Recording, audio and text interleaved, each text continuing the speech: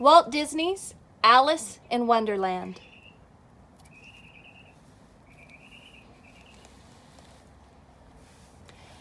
Alice in Wonderland, pictures by the Walt Disney Studio, adapted by Al Dempster from the motion picture based on the story by Lewis Carroll.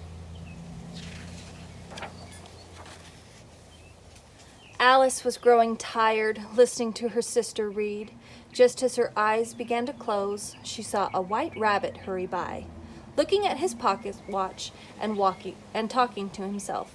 Alice thought that was very curious indeed. A talking rabbit with a pocket watch? So she followed him into a rabbit hole beneath a big tree. And down she fell, down to the center of the world, it seemed.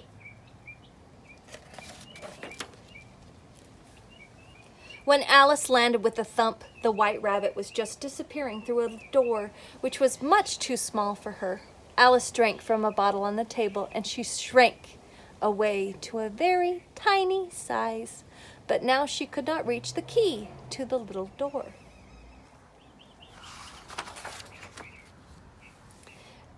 At last, Alice found a way to get through the little door. Seated on a bottle, she floated into Wonderland on a mysterious sea. On the shore of the Wonderland Sea, Alice joined a race. It had no beginning, it had no end. You just ran round and around.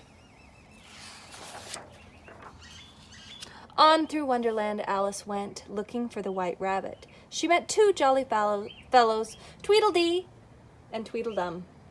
They did not know the rabbit, but they told Alice a wonderful story of a walrus and a carpenter who walked beside the sea. Alice listened politely. Then she hurried on, and at a neat little house in the woods, at last she met the white rabbit himself. The rabbit sent Alice into the little house to hunt for his gloves, but instead she found some cookies labeled, "Take one." So she did. The cookie made Alice grow as big as the house. What a sight! Rabbit and his friend Dodo thought she was a dreadful monster. Alice picked a carrot from the rabbit's garden. Eating it made her small again, so small that she was soon lost in a forest of grass. Soon Alice found herself in a garden of talking live flowers. There were bread and butterflies and rocking horseflies too. Alice thought the garden was a pleasant place, but the flowers thought Alice was just a weed, so they would not let her... It's ripped. Next Alice met a haughty caterpillar blowing smoke. He told Alice to eat his mushroom if she wished to change her size.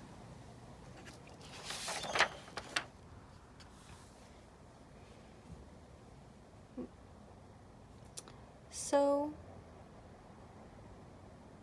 she shot up and shot up, taller than the treetops and the birds, but another bite made her just the right size.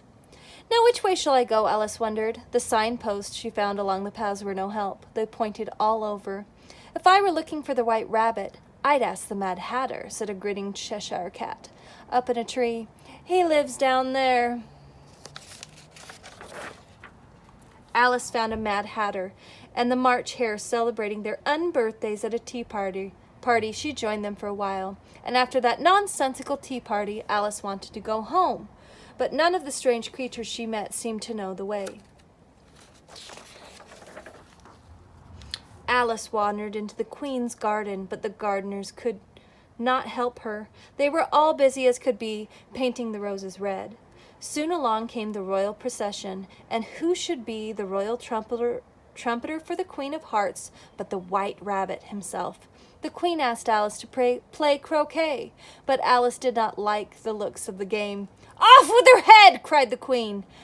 Away Alice ran, while the army of cards gave chase down all the tangled paths of Wonderland and back to the riverbank.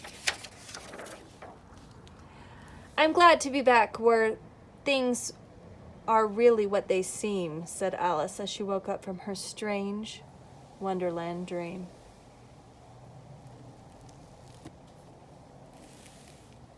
The end.